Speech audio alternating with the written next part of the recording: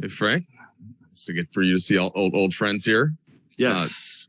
Frank, you've said before, until AD gets back, you're a bit more still in a game-to-game thing with the lineups and the rotations. Do you still feel like that, or have you seen some more, when Dwight's starting versus when LeBron's starting, that make you think one way or the other with it for a game like tonight? Yeah, I'm trying to bring as much stability to this stretch of our season as I can, while also, evaluating matchups and knowing that we're not really fixed into one thing, but trying to bring as much stability as I can.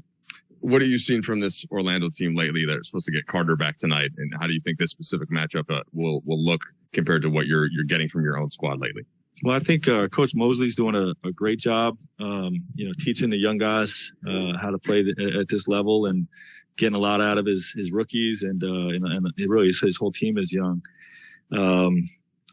Just looking at Mo Bamba play last game, there's a marked improvement in his play and how he's developing.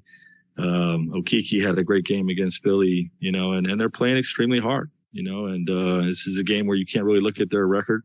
This team is young and they're fast and they play with a lot of passion. They want to grow and they want to be great, and that's indicative of the coaching they're getting.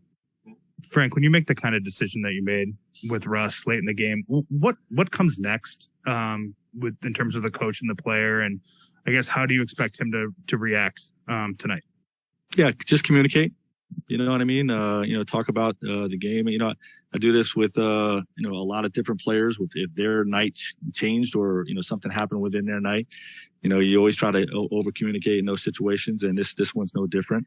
And I think our whole group is going to be focused on doing whatever is necessary to get tonight's win, and move on from it. He said, sorry to follow up real quick. He said to us, I think he said it to Woj, basically I'm in for whatever. I'm willing to do what it takes. Is that what you've seen from him too? And for sure, he's had a great willingness, and a more willingness to adapt and adjust, than most of the guys on our team, because he's had to make the biggest adjustment, so I would definitely agree with that.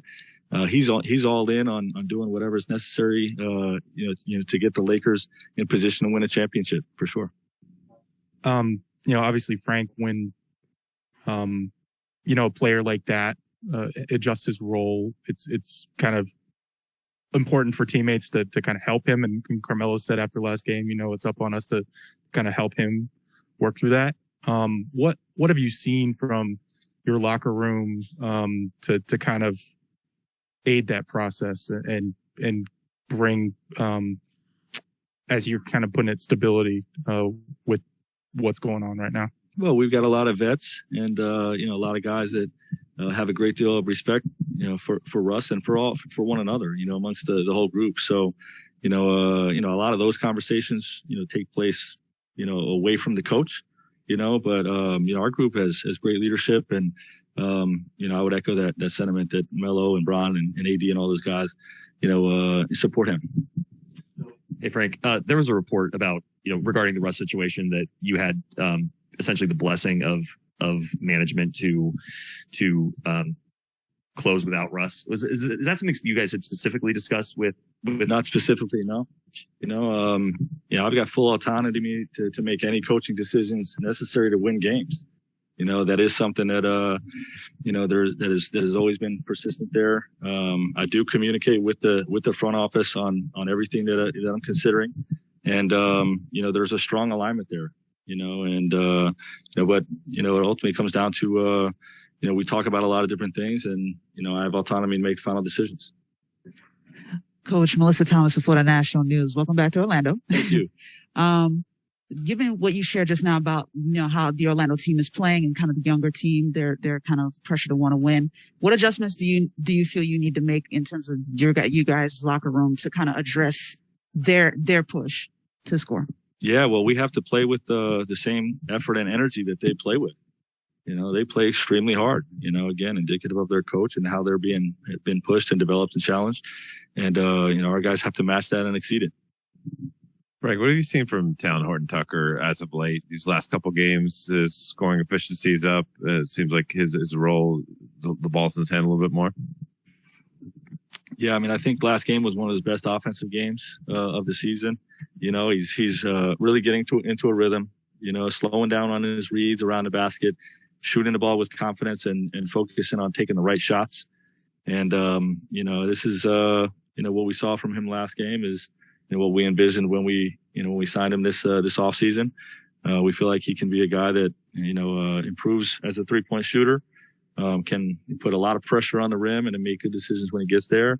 And, give us a strong defender on the other side of the ball. Frank, John Denton, AP, you always talk about defense first and foremost. Everything starts with that. What areas need to pick up for you guys to be better defensively? Well, a lot of areas, and I think, we've made some decisions based on managing this time with Anthony out, to play a lot of smaller lineups, that have had huge benefits offensively for us, but we haven't been able to hold the fort down on the other side of the ball well enough. So, right now we're focusing on being more of a blend, of bigger lineups and smaller lineups, not just one style. And, hopefully that'll, bring some positional size defensively, to help us on that side. But we're also really hitting the habits hard too, and, the guys not guarding the ball, adding more support has been a big point of emphasis of late, to really connect our 5 guys defensively.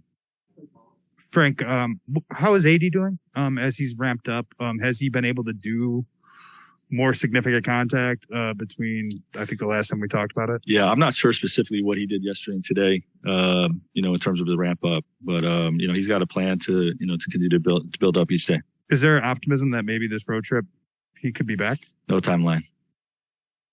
Sorry. Smiling under my mask. Frank, obviously Dwight got in a little foul trouble in the last game. But in the last couple games, as he's been getting back in the rotation and starting for you guys, have you seen anything he's doing differently defensively to help you guys, especially along the perimeter? Well, what he does brings to the table defensively for us is more on the interior than the perimeter. And we need somebody at the center position to step up, and be more of an anchor while Anthony's out. And, Dwight's had some really good stretches of that. Our whole group can still be better. And, our whole group is being challenged to be better. I guess what I'm asking is, it seems like certain possessions he's been getting up pretty fast on guards when he has to switch and things like that. I mean, obviously he's a rim protector in most of your guys' schemes, but have you seen some urgency in some of those other situations where he might get on a smaller guy? Urgency? Well, I mean, I think our whole group is playing with urgency right now. We're not where we want to be in the standings, and we have different coverages for different perimeter players. So sometimes we ask him to be up and active, and sometimes we want him to be back and dropping to the paint. And he's done a good job of reading those situations. Okay.